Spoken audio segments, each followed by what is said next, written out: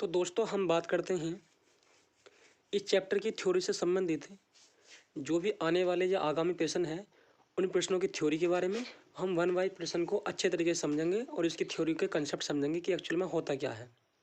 जैसा हमारा पहला क्वेश्चन है, हमारे जैसे बहुकोशीय जीवों में ऑक्सीजन की आवश्यकता पूरी करने में विसरण क्यों अपर्याप्त है। विसरण दोस्तों एक क्रिया होती है। विसरण एक ऐसी क्रिया होती है जो बहुत धीमी क्रिया होती है। हम कह सकते हैं कि विसरण एक बहुत धीमी क्रिया होती है। इसमें होता क्या है, अब देखिएगा, मैं लिखता हूँ, हम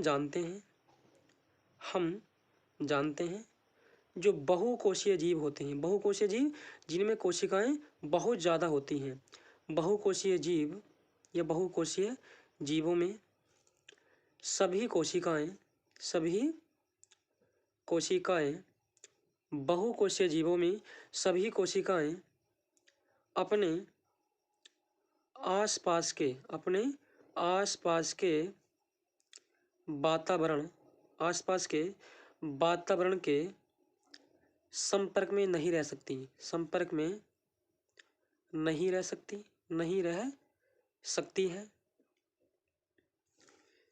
सकती हैं, इसलिए कोशिकाओं को ऑक्सीजन नहीं मिल पाती। इसलिए जो कोशिकाएं होती हैं हमारी, इसलिए कोशिकाओं को ऑक्सीजन नहीं मिल पाती है, जो विसरण क्रिया द्वारा मिलती है। और विसरण क्रिया हम अभी बता चुके हैं, विसरण क्रिया बहुत धीमी होती है।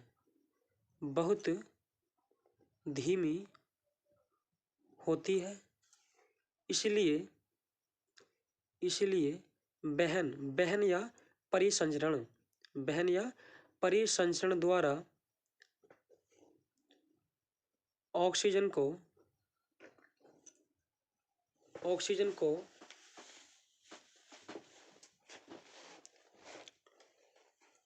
को शरीर के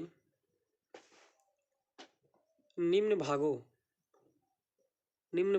तक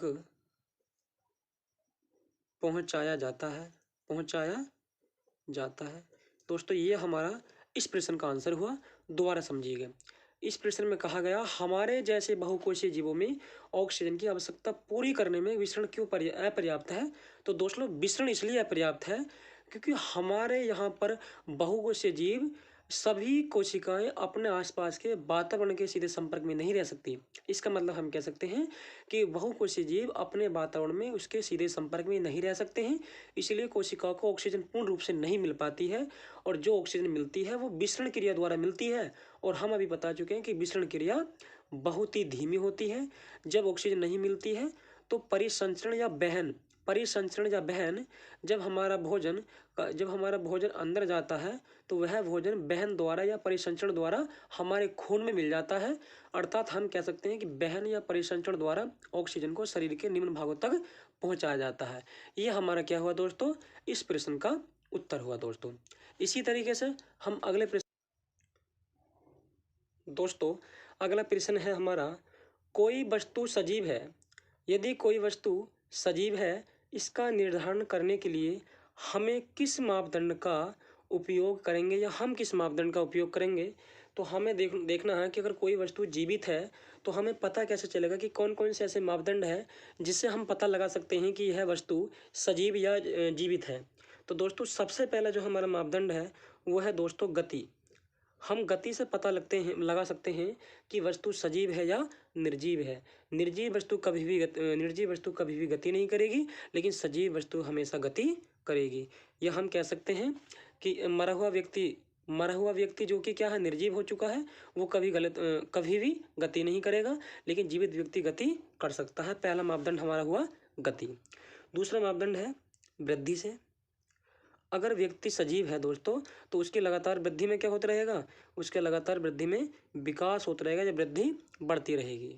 ठीक है। और तीसरा हमारा जो स्टेप है वो है दोस्तों श्वसन। यानी अगर वस्तु सजीव है तो उसमें सबसे अहम जो क्रिया होगी वो है दोस्तों श्वसन। ठीक है, वो है श्वसन। और चौथा है वो है दोस्तों न्यूट्रिशन या पोषण आदि। यानी कि अगर कोई वस्तु सजीव है तो उसमें दूसरे नंबर पर जो क्रिया आती है वो है दोस्तों पोषण। तो गति, वृद्धि, श्वसन और पोषण आदि, इन सभी से हम ज्ञात कर सकते हैं कि कोई वस्तु हमारी सजीव है या निर्जीव है। सजीव का यहाँ पर मतलब जीवित से है कि किस वस्तु में सांस चल रहा है या नहीं चल रहा है, ये हमें वही बतानी है। और इसे बताने के लिए हमारे पास निम्न मापदंड है या निम्न माप तरीके हैं। वृद्धि है और गति है, श्वसन है और पोषण है आदि। ठीक है, तो दोस्तों हमारा अगला प्रश्न है इसी थ्योरी से संबंध में। क्वेश्चन है, किसी जीव द्वारा किन कच्ची सामग्री को उपयोग किया जाता है। यह हमारा क्वेश्चन है। इस क्वेश्चन को हम समझते हैं। इसमें यह कहा गया है कि किसी भी जो जीव द्वारा कौन कौन सी ऐसी कच्ची सामग्री का उपयोग किया जाता है, ये हमें बतानी है। और इसे बताने के लिए दोस्तों हमारे कुछ पॉइंट हैं। हम कह सकते हैं किसी जीव द्वारा निम्न कच्ची सामग्री का प्रयोग किया जाता है। हम लिख सकते हैं निम्न कच्ची सामग्रियों का प्रयोग किया जाता है जिसमें सबसे पहले बात करेंगे खाद्य पदार्थ। सबसे अहम पॉइंट है खाद्य पदार्थ। यानी कोई भी जीव हो या कैसा भी जीव हो, खाद्य पदार्थ का प्रयोग सबसे पहले करेगा, क्योंकि इससे जीवों के लिए ऊर्जा मिलती है। दूसरा है ऑक्सीजन। क्या है दोस्तों? ऑक्सीजन का श्वसन यानी कि हमारा ऑक्सीजन का सांस लेना। ऑक्सीजन के श्वसन से हमें क्या मिलती है दोस्तों?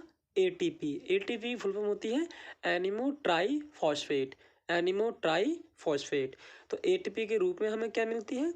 एटीपी के रूप में हमें ऊर्जा मिलती है दोस्तों। ठीक है, मिलती है। अगला है दोस्तों वो है जल का सेवन। और चौथा है दोस्तों CO2, जो पौधों में प्रकाश संश्लेषण के लिए उपयुक्त होती है। पौधों में प्रकाश संश्लेषण के लिए उपयुक्त होती है। ठीक है, ये हमारा दोस्तों इस क्वेश्चन का उत्तर हुआ। किसी जीव द्वारा किन कच्ची सामग्री का उपयोग किया जाता है? तो किसी भी जीव द्वारा निम्न कच्ची सामग्री का उपयोग किया जाता है, जिसमें सबसे पहले है दोस्तों खाद्य पदार्थ। अर्थात कोई भी जीव हो वो सबसे पहले क्या करेगा? वो खाद्य पदार्थ का सेवन करेगा। और खाद्य पदार्थ का सेवन का मतलब है इससे जीवों के लिए ऊर्जा मिलती है। दूसरा है ऑक्सीजन का शोषण, यानी हम जब ऑक्सीजन का श्वसन करते हैं तो एटीपी के रूप में हमें क्या मिलती है? ऊर्जा मिलती है। इसी तरीके से जल का सेवन करने से और CO2 यानी CO2 हमारे पौधों के प्रकाश संश्लेषण के लिए क्या होती है? प्रयुक्त होती है या उपयुक्त होती है दोस्तों। अगला प्रश्न है दोस्तों, हमारे अमाशय में अम्ल की भूमिका क्या है दोस्तों? ये क्वेश्चन है और ये इंपोर्टेंट कैटेगरी का क्वेश्चन है। यानी हमारे अमाशय में अम्ल की क्या भूमिका है, ये हमें बताना है। तो हम क्या लिखेंगे दोस्तों?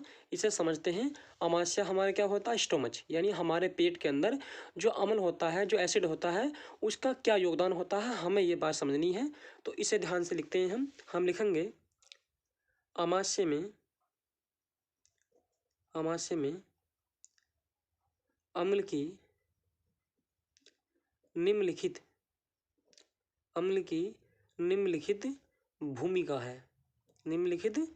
भूमिका है। जिसमें सबसे पहले हम बात करते हैं, सबसे पहले क्या है? अमाशय में HCl की जो मात्रा होती है, अमाशय में HCl हमारा हाइड्रोक्लोरिक अम्ल होता है। ये हमारे अमाशय के अंदर लगभग 1 से 1.5 लीटर के रूप में पाया जाता है। और HCl की मात्रा क्या करती है? HCl की मात्रा भोजन को अम्लीय बना देती है। अमाशय में HCl की मात्रा भोजन को अम्लीय बना देती है, जिससे भोजन अच्छे ढंग से पच जाता है। दूसरा है दोस्तों, अम्ल भोजन में मौजूद हानिकारक जीवाणुओं को मार देता है। दोस्तों अम्ल जो होता है, अम्ल भोजन में मौजूद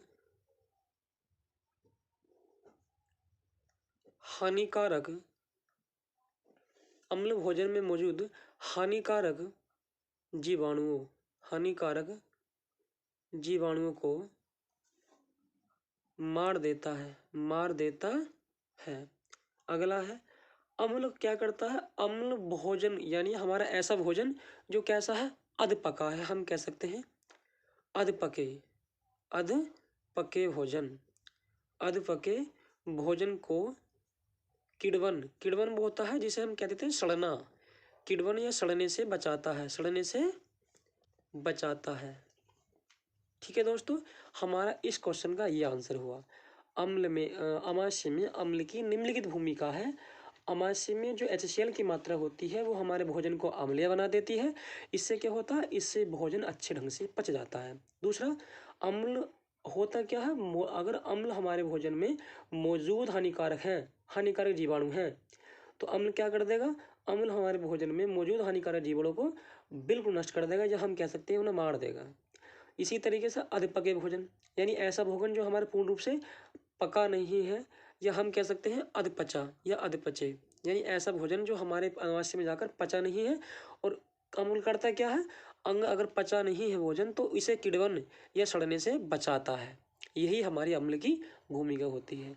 दोस्तों आशा करता हूँ कि इस थ्योरी से संबंधित ये आपके प्रश्न अच्छे तरीके से समझ में आए होंगे। और दोस्तों अगला स्लॉट इसी चैप्टर का हम नेक्स्ट वीडियो में लेकर आएंगे। और ठीक है, बने रहिए हमारी वीडियो पर। Thank you.